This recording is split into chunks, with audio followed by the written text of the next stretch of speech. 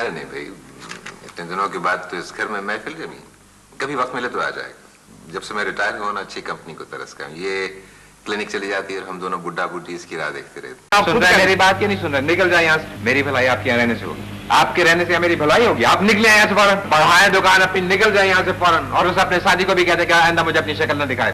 याकूब, आज के दिन मेरे लिए बहुत खुशियां लाए। आप अस्पताल से फारिग हुए और आज मुझे अपने एक बहुत बड़े फर्ज से फारिग होने की उम्मीद हुई, और वो फर्ज मेरी बड़ी बेटी की खानाबादी का। हम कायनात का एक जुज़्व है, उससे अलग नहीं हो सकते।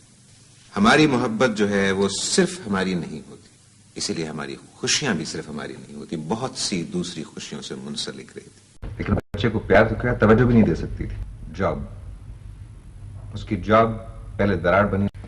अक्सर मुझे फर्रुख घर में अकेला मिला, सहमा हुआ, बीमार। अपनी ट्रेनिंग मेरी तरह करो, हर चीज पर रिएक्ट करने से इंसान की एनर्जी खामखा ज़ाया होती है। टेक थिंग्स इजी, तुम्हें किसी तरफ बढ़ने की जरूरत नहीं, हर चीज खुद तुम्हारी तरफ आएगी। गलत बातों की तरदीद न करने का मतलब यह हरगिज नहीं होता कि उस बात को सही तस्लीम कर लिया गया।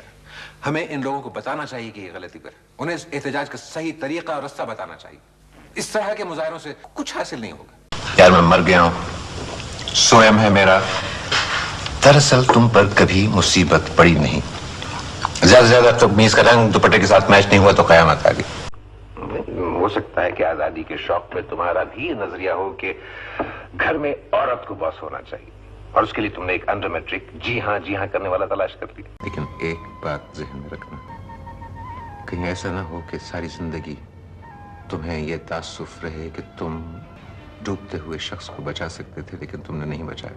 अब मैं आपसे क्या अर्ज करूं, आपसे मुलाकात ही अब इस दौर में हो रही है जब सूरज डूब रहा।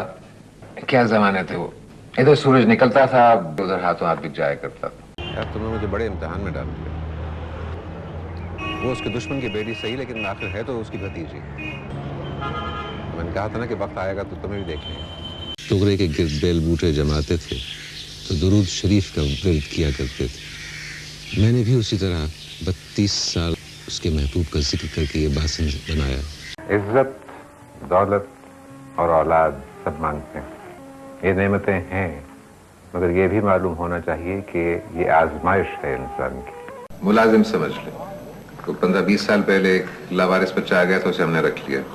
अब तो ये अपना काम करता है, कारीगर हो गया है, हमारा भी काम कर देता है। जो लोग बचपन से ही आजमाइशों में घिरे रहते ना, उनमें बड़ा हौसला होता। यही बात मुझे पसंद है उसकी। मोना से बात करके तो देखो, तो हर लड़की की जिंदगी में आना ही होता है, और आना भी चाहिए। कश्ती ही क्या जो समंदर में ना उतरे।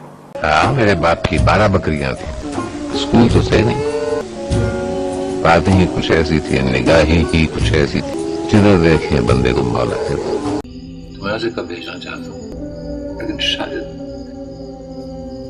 हसन से मिलकर उसके दिल को कुछ करार आ जाए। और अगर आज के बाद मैंने तुम्हें वहां मोइनुद्दीन के घर में देखा ना, तो इस तलवार में बिठाने की बजाय तुम्हें उस बाजार में बिठाऊंगा जहां दिन सोते और रातें जागती। ये तो फरीद की जुबान के चस्के ही खत्म नहीं होते। बच्चा नहीं है कि उसे समझ ना आ सके कि घर के क्या हालात हैं। सदफ किस तरह खींचतान के गुजारा करती है। बहन की कमाई के बलबूते पर फरमाइशें करते हुए उसे कुछ तो शर्म आनी चाहिए। उन तमाम मॉडल्स की मस्ती करते हुए मोबाइल फोन पिक्चर्स चाहिए जो किसी भी टीवी प्रोग्राम में बहुत मैच्योर नजर आती हैं। मुझे उन एक्ट्रेसेस के अफेयर्स के बारे में रिपोर्ट चाहिए। किस राह पे लगा रही है बच्ची को? अच्छी बीवी का फर्ज होता है कि अगर मियां नाराज हो तो उसकी नाराजगी दूर करने की कोशिश करे।